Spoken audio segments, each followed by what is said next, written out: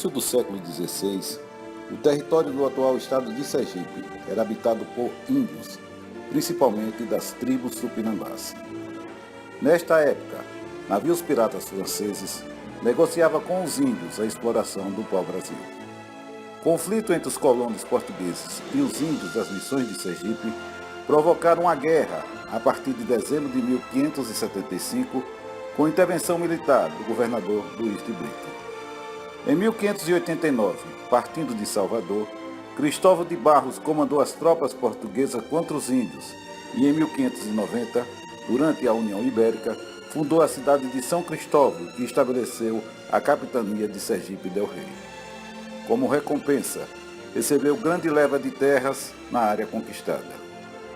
Pedro Abreu de Lima, estabelecido numa fazenda localizada no alto do Morro do Urubu, parte de um imenso território que recebera de herança por ser viúvo de Mariana de Barros Lima, neta de Cristóvão de Barro, permitiu que na parte baixa do monte brotasse uma povoação que logo tornou-se um encapelado, denominado Santo Antônio do Urubu de Baixo, hoje Propiá. Os herdeiros de Pedro Abreu de Lima administraram Propiá, tornando-a uma cidade aprazível e próspera. Na primeira metade do século XVIII, Francisco Cardoso de Souza e Isabel de Barros Lima, descendentes de Pedro Abreu de Lima, tomaram seus 10 filhos com seus pertences, colocaram tudo em uma canoa e, deixando a praia onde viviam em Pirambu, entraram pelo Rio São Francisco, subiram até a Foz do Capivara e se estabeleceram em território de parentes, o imenso morgado de Porto da Folha. Quase todos os habitantes de Porto da Folha são descendentes deste casal. Os Sás e os Cardosos são originários de 2 dos 10 filhos do casal. O sítio Curral do Buraco, propriedade da neta do casal pioneiro, Isabel, é o embrião de uma nova cidade, Porto da Folha.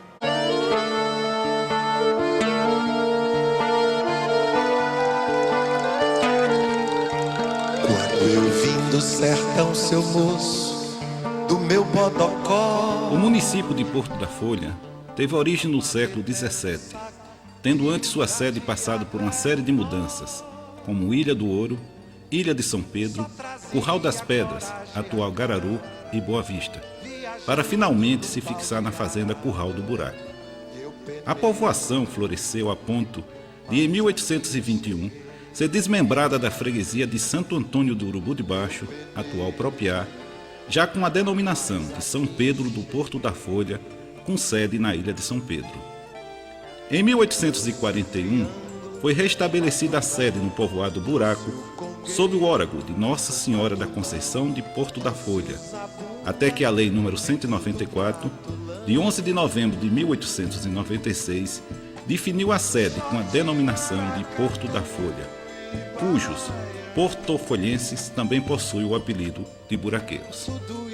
Nessa cidade, um buraqueiro, chamado Miguel Dias Aragão, nascido em 24 de abril de 1898, a essa altura viúvo, sem filho, casa-se no dia 18 de dezembro de 1923 com Mariana de Sá Cardoso, doravante Mariana Cardoso Aragão, sendo o ato tendo sido referendado no civil pelo juiz Itabira Brito e tendo servido de padrinhos Antônio de Lima Dória e Maria de Seixas Dória. Em Porto da Folha, o casal concebe 2 filhos, Manuel e Joaquim Cardoso Aragão. Manuel Cardoso Aragão nasceu no dia 4 de agosto de 1926. Miguel, desejoso de ofertar melhor qualidade de vida e educação para os filhos, vende seus haveres em Porto da Folha e decide morar na progressista cidade de Propiá. Todos os bens são colocados em carros de boi e deslocados para a Ilha do Ouro, distante 6 quilômetros da sede. Permaneceram no local na intenção de que o sentido da direção do vento pudesse propiciar uma viagem rápida e segura nas tradicionais canoas de Toda. Sai já ao anoitecer. Ao amanhecer, surge a visão da mais bela cidade do Baixo São Francisco.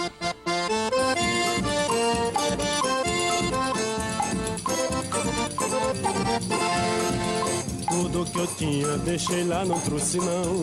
Deixei o meu roçado, plantadinho de feijão. Deixei a minha mãe, o meu pai... Propiá é uma cidade cuja força vital está no comércio. Do sertão de Sergipe e de Alagoas, o Rio de São Francisco traz os produtos para Propiá, que por sua vez faz como um coração. Manda pela estrada de ferro e pelo mesmo São Francisco os gêneros que recebeu. Apesar disto, poucos são os comerciantes ricos na cidade. A maioria é gente de quitanda. Recebe barato, pechincha e manda embora a mercadoria. Por essa razão é a feira de Propiá tão afamada. Desde a tarde de quinta-feira começam a descer as canoas do sertão. É um prazer ver deslizarem as grandes canoas de toda, com os tranquetes alvos, enfunados e o canoeiro forte, peito nu, seguro a cana do leme. Vem atopetado das mercadorias. São cordas de caruá, queijos e requeijões, chapéus de palha, louça de barro, farinha, feijão, milho, carne de sol, peixe salgado e todas as bugigangas que fazem a delícia do homem das cidades. Desde o cair do sol da quinta-feira e pela noite adentro, as canoas vão chegando e aproando a rampa.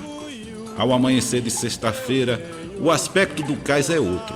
As canoas estão alinhadas, todas com as proas para a rampa.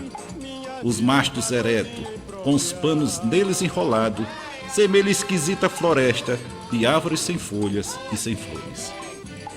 Esta é a visão romanceada de A.J. de Figueiredo no livro A Rampa do São Francisco, daqueles que chegavam a Propiá progressista dos anos 30 por via fluvial. Com certeza, não muito diferente do impacto produzido na família constituída de pai, mãe e 2 filhos, com idades aproximadas de 4 e 5 anos, ao desembarcarem na rampa da Rua do Comércio para fixar residência naquela que é conhecida como a Princesinha do São Francisco. Miguel Dias compra uma bodega no Alto de Aracaju. A taberna tinha como especialidade a comercialização de secos e molhados, pão, bolachão, charque, bacalhau, farinha, bombom, sabão, entre outros gêneros. Miguel comprava tamancos de madeira e, com a ajuda dos familiares, mulher e filhos, cobria com flanela e dava acabamento mais fino para, com isso, obter melhor preço e aumentar seus rendimentos. Fazia também sacolas de papel coladas com goma para servir de recipiente para transporte dos produtos vendidos em seu estabelecimento. Em Propiá, a família cresceu com a chegada de Catarina, a mais nova e querida irmã dos meninos. Com a professora Acidália, mulher de Delbrando Lubambo de Brito, Manuel Aragão conheceu as primeiras letras e, com o professor Gomercino Ferreira Batista, completou a sua formação primária. Eventualmente, tinha aulas com a esposa do mesmo, a professora Elisa, irmã da professora Rosinha Pinheiro. Nas ausências fortuitas do professor Gomercino, Aragão atuava como monitor dos alunos mais novos, dentre estes, seu irmão Joaquim Aragão. Brigas, comum na convivência de irmãos que se gostam, eram raras. Porém, não faltaram tomadas de partido nas querelas políticas da velha e querida Propiá. Seu irmão Joaquim externava um ferrenho e fanático denismo, sendo admirador de José Onias de Carvalho e amigo fraterno de Nelson Dávila Melo e Otávio Penalva. Aragão, por sua vez, era um admirador do seu vizinho da casa da frente, o PSDista Martinho Guimarães, considerado por ele o maior prefeito que passou por esta terra. Na adolescência, Aragão gostaria de ter sido padre, motivo pelo qual um dos divertimentos juvenis era a celebração de missas. A ideia foi demovida pelo mais que professor, amigo e conselheiro, professor Gomercino. Sério, trabalhador e educado, constituíam características de Aragão. E isso motivou irmã Aldete, superiora do Colégio Nossa Senhora das Graças, o recomendar para as alunas como um bom partido e pessoa apropriada para constituir família.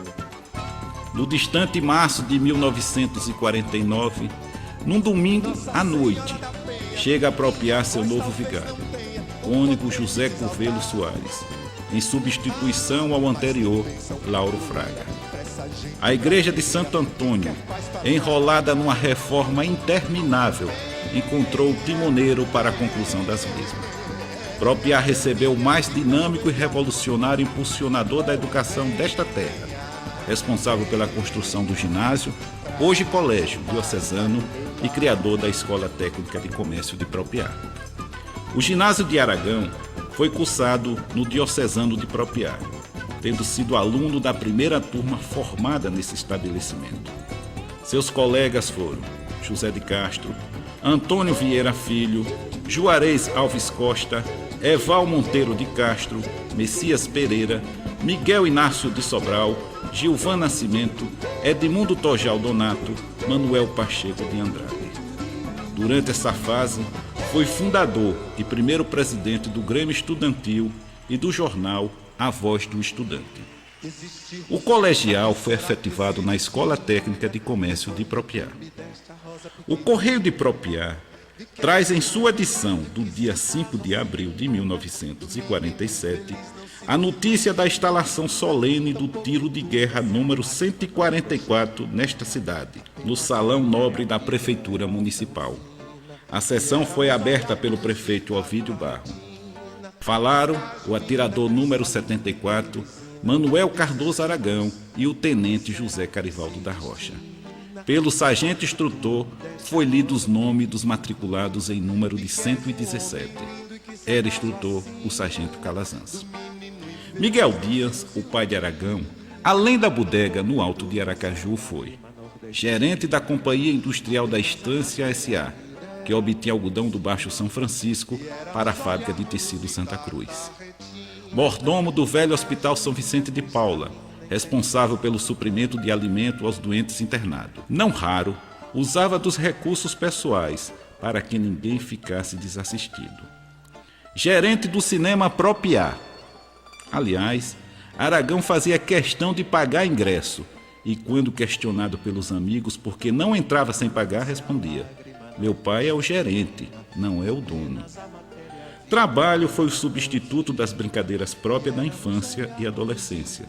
E se antes, após as aulas, ajudava na bodega do pai, Aragão assume aos 12 anos função de auxiliar de balconista na firma do senhor Francisco Melo, a Integral.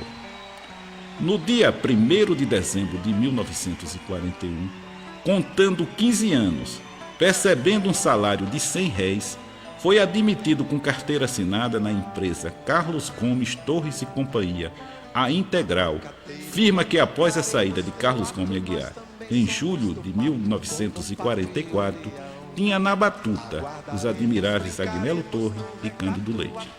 Além de exercer função de auxiliar de balconista, como era o mais novo, era encarregado da empreitada de limpeza da loja quando do encerramento do expediente comercial. Um de seus colegas, brincalhão e nem por isso seu inimigo, para dificultar sua tarefa, costumava pisar papel de pirulito e de quebra-queixo, esfregando-o no chão, motivando Aragão ter que usar o cabo da vassoura para a obtenção de uma limpeza satisfatória. Com os primeiros salários, não acostumado a ver tanto dinheiro, para que o mesmo se mantivesse seguro, tratou de guardá-lo debaixo do colchão. Em 15 de setembro de 1945, Aragão foi um dos artífices da fundação do Sindicato dos Empregados do Comércio, sendo também seu presidente. A Associação Comercial de Propriá só foi fundada em 14 de setembro de 1947, portanto 2 anos depois. Aragão, em tempos posteriores, seria também seu presidente e membro de diversas diretorias em outras funções. No dia 31 de outubro de 1954, deixou de ser empregado, e isso só foi possível devido à benevolência de seus patrões, Agnello Torres e Cândido Leite, e juntamente com Manuel Guimarães Filho, constitui a firma Aragão e Guimarães, com início de suas atividades em 3 de novembro de 1954. No auge, a empresa foi constituída das lojas A Integral, localizada na Avenida Graco Cardoso, 18, loja de tecidos em grosso e a varejo. Loja Matriz, localizada na Rua Itabaianinha, Aracaju, Sergipe. Escritório e contabilidade, compras e vendas de tecidos. Magazine Integral Modas, localizado na Avenida Graco Cardoso. Loja de departamento, tecido, roupas, calçados, móveis, brinquedos, entre outros. Inaugurado no dia 29 de março de 1962. Confecções AG, localizado inicialmente na Avenida Tavares de Lira e posteriormente na Avenida Deputado Martinho Guimarães com a Travessa Rodrigues Dória, atual Calçadão José dos Santos.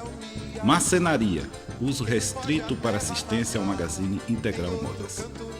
Segundo o adágio chinês, não abra uma casa comercial se não sabe sorrir.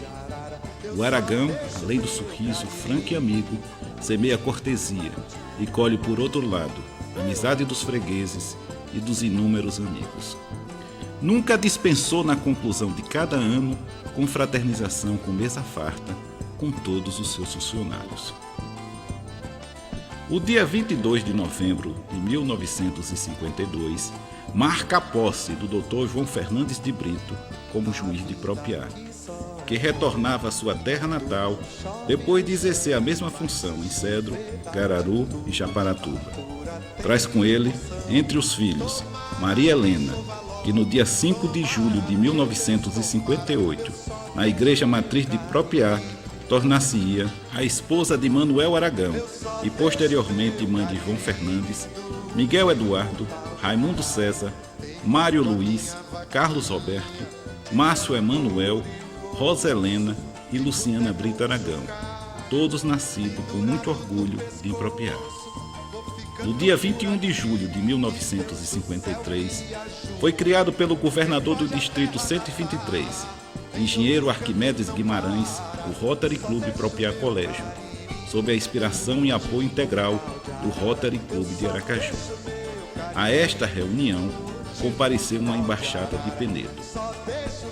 Após 10 anos da sua fundação, no dia 6 de setembro de 1963, ocorre a posse de Manuel Cardoso de Aragão no Rotary Clube de Propriá Colégio. E no dia 5 de fevereiro de 1965, a sua eleição para presidente no biênio 65-66. A posse de Manuel Cardoso Aragão, em substituição a Arabi Cabral e Lauro Tavares Seixas, respectivamente presidente e vice-presidente do Rotary, deu-se no dia 2 de julho de 1965. Na mesma solenidade, Pedro Medeiros Chaves recebeu de Lucas Neto o diploma de sócio benemérito e Maria Helena Brito Aragão recebeu de Otília Cabral a presidência da Casa da Amizade. O marco de sua administração foi a inauguração da Escola Rotary, com a construção do edifício Rotary no dia 27 de fevereiro de 1966. A construção foi realizada em terreno doado por Ciro Tavares, já com os alicerces. Reativou também o jornal do Rotary Clube Propriá Colégio, que passou a ser impresso e não mimeografado, como em períodos anteriores. Quis o destino, o excesso de confiança nos seus semelhantes e a inocência de acreditar que todos são honestos, que a sua firma Aragão e Guimarães sofresse dissolução, restando de tudo, inclusive bem pessoais, a Confecções AG, sobrevivente de um processo em que de dois, um sai, foge para outro estado, muito rico, e outro permanece firme para arcar com as responsabilidades e quitar débitos. A mulher Maria Helena foi o esteio, a tábua de salvação que muito ajudou e permitiu a travessia vitoriosa em um mar revolto de dificuldades e privações. Em 1975, como ocorrera antes com seu pai, Miguel Dias, Aragão foi colocado pelo destino na necessidade imperiosa de permitir que seus filhos pudessem prosseguir seus estudos e para que a AG não perdesse a clientela, já que ficava distante da capital, seu maior consumidor. Foi obrigado por essas circunstâncias a encerrar suas atividades em Propriá e transferia a Confecções AG para o Distrito Industrial de Aracaju. Em 1976, toda a família estava residindo em Aracaju. Em 29 de março de 1983, Aragão deixa a Confecções AG, passando o comando da mesma para o seu sócio, Carlos Augusto Oliveira Trindade. Mesmo aposentado, continuou, enquanto existiu, auxiliando a esposa, Helena Brito Aragão, na farmácia Lucilena, período de 79 a 1985. Todos, por seu amor e intimidade à terra adotada, achavam que Aragão fosse propiaense, o que protelou a justa homenagem de reconhecimento na entrega do título de cidadão de Propiá, propositura do vereador Fernandinho Brito, aprovada pela unanimidade dos seus pares no dia 7 de maio de 2004. Hoje, Aragão é uma pessoa que vive para a família, não dispensando uma boa conversa com os inúmeros amigos e parentes. Retomando um projeto do início do matrimônio, quando a situação era favorável, tem feito viagens pelo Brasil em companhia dos filhos. É um pai presente, um avô adorado pelos netos. A propósito, encerraremos essa pequena história com um texto. Depoimento de alguém que tem o privilégio de conhecê-lo há mais tempo que todos nós, sua irmã Catarina. Palavras de uma irmã mais nova. Falar sobre Aragão é um prazer. Gostaria de ter o tom de escritora para expressar melhor tudo o que sinto por ele. Além da eterna gratidão, pelo ato de sempre estar presente em qualquer dificuldade de minha vida, me incentivando sempre para que eu fosse uma vencedora. Ele é o filho mais velho de nossa família, que era pequena na quantidade, mas grande no amor, obediência e respeito. Fui criada vendo na sua pessoa o segundo pai. Com o passar do tempo, ele se tornou o meu advogado de defesa. Quando eu queria realizar qualquer viagem ou comprar determinados objetos e os nossos pais não concordavam, Aragão sempre conseguia sair vitorioso nas causas em meu favor. Aragão é uma pessoa que sabe vencer os obstáculos da vida de uma maneira simples, mas sempre otimista. Na escola da vida, o que mais aprendeu a vivenciar foi o verbo amar, no sentido mais profundo, como o próprio Cristo ensinou. Até hoje ele ama até as pessoas incapazes de fazê-lo feliz. Este é o maior patrimônio que ele oferece a todos nós que temos a felicidade de pertencer ao grupo de amigos e parentes. O amor ao próximo e a caridade fazem parte integrante de sua vida cristã. Deus o abençoou, dando-lhe uma esposa especial e filhos maravilhosos. Nesta data tão significativa, sinta-se abraçado por nossos pais e querido irmão Joaquim, já chamados por Deus para o país da vida, onde, segundo Inácio Lananga, no país da vida, sua morada é descanso. A sua roupa é luz, para sempre, silêncio e paz. Pelo seu aniversário, eu, esposa e filhos, desejamos-lhe toda sorte de felicidade e muitos anos de vida bem vividos. Maria Catarina Aragão de Melo.